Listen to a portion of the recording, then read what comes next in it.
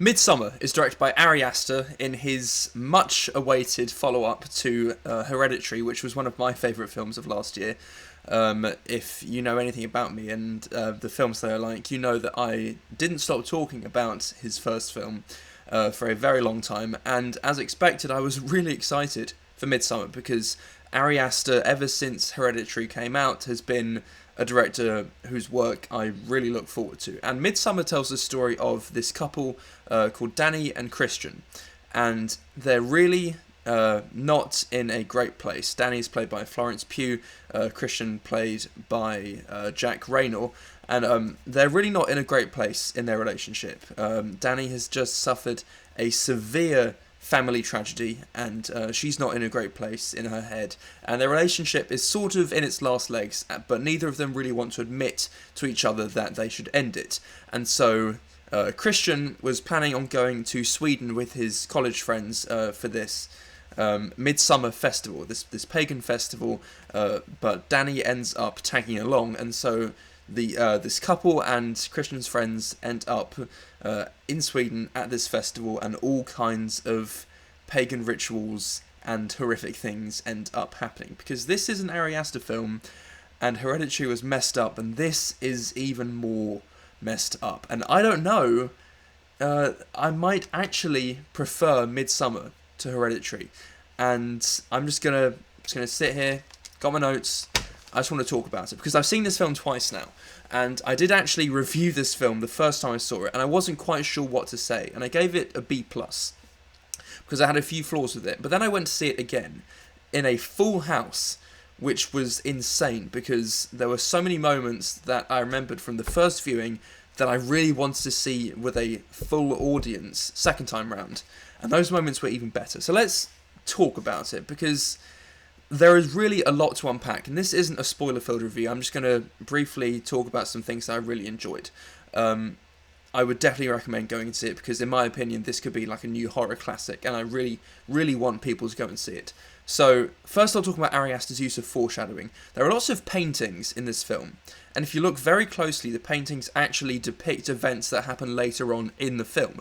His use of foreshadowing in the paintings and in dialogue, and in just art in general that he puts throughout the film, it's really interesting. And first time round, at the end of the film, I was like, oh, that's interesting, I didn't notice that. But then I was thinking about it, and then I remembered seeing the painting, I was like, oh, that's actually really clever. Second time round, I was specifically looking for those things, and I had such a great time watching this film the second time round, because I knew what to look out for. New lines of dialogue were stood out to me, because I realised that they were actually foreshadowing events. This film was so clever in its construction. So yeah, that was a fantastic part of it, the sense of foreshadowing and its structure in general. Also, the cinematography in this film is really, really interesting for a specific reason. So, in this town, in this small community in Sweden where the film takes place, where this ritual takes place, there is barely ever any nighttime. It's daytime throughout most of the film. And it's really hard to build a sense of dread in daytime. Think about it, horror films usually take place at night. It's so much easier to build suspense and scare people at night, because dark is more scary than, light. But Ari Aster's and the cinematographer for this film, they did such a great job constructing scenes that grow on you. You get really uneasy, and then they will kick off and something horrific happens. And it's fascinating how this film sets up its scenes, because he'll linger on certain shots and you get drawn into the scene, you get drawn into this world, and you might think that it's slightly meandering, but then you realise where it's going and you're like, oh, is this actually going to happen? And then the thing happens, and it's so shocking. This film has some of the most gruesome, violent, shocking imagery I have ever seen in a film, and I loved it. Seriously, it was insane. But the scenery is beautiful, and it really casts a spell, and you get the sense that this is exactly how the characters are feeling, because it's this really, idyllic. Is that how you say it? I don't know. It's just this really gorgeous, small Swedish community, and it's really pretty, and it's easy to get drawn into this world without realizing all the dark things that are happening, under the surface.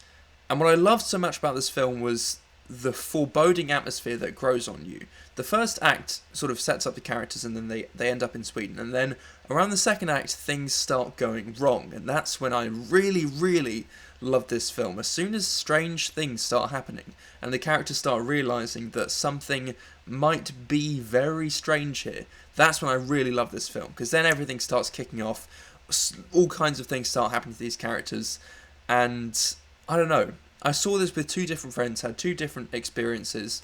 I saw it with a girlfriend of mine, and it's interesting, the film's stance on relationships, because sometimes it's easier to side with Christian, sometimes it's easier to side with Danny in this film, and the film does actually cause debate. It actually sparked debate between me and my friend, and it has a lot of interesting things to say about dying relationships.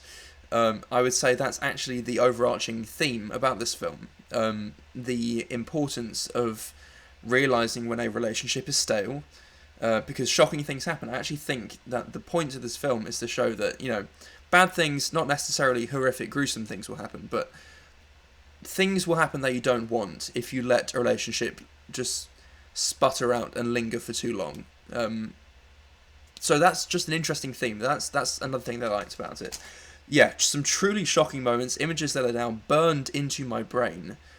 And he doesn't do any overkill. He doesn't overdo these images. He will linger on certain things and show certain things for a reason. And it's shocking, but it's not tasteless.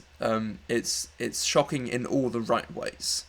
Second half has a fantastic sense of dread, building suspense. The performances are really fantastic. Florence Pugh is great, and I really love that she's in more and more films now. She's definitely an up-and-coming actress. She's going to be in Greta Gerwig's Little Women. She was in Fighting With My Family earlier this year. She has so much range, and her performance here is really very, very interesting, because she has to sell so much emotion. She has grief within her. She had a massive family tragedy, but she has to go through so many ranges of emotion, and you know exactly how she's feeling or what she's thinking, simply based on her facial expression. Just a smile will sell exactly what she's going to do, and it's such a fascinating performance to watch. I would definitely recommend watching this film simply for Florence Pugh's performance alone. The rest of the cast are also very good. The themes in this film are great. There are some really just great ironic moments that, I don't know, if you see this film twice, you will understand what I'm saying. But I feel like I've been going on and on about this. Things I didn't really like, I suppose there are some meandering moments. That's really the only issue that I have with this film, because it is a very long film. It's 2.5 hours, and it does meander sometimes. I will say that it is flawed in that respect. Anything else I didn't really like? I don't know. The resolution isn't quite as interesting as the mystery as it's building. You're definitely more invested in this film while the mystery is building, and the payoff, I suppose this is a flaw that I had first time round, but seeing it second time round really benefited me. I had such a great time watching this film second time round. I'm going to give Midsommar an A-. It definitely benefits from repeat viewings. I would so recommend this film. Go and see it if you're a horror fan. If you're just interested in seeing, I don't know, interesting, unique, original films in general, definitely go and check it out. So yeah, those are my thoughts on Midsommar. I can't wait for Ari Aster's next film. He said he might not do horror, which is okay. I'm just interested to see what he does next. Like, comment, subscribe, whatever you want to do, and until the next time, goodbye.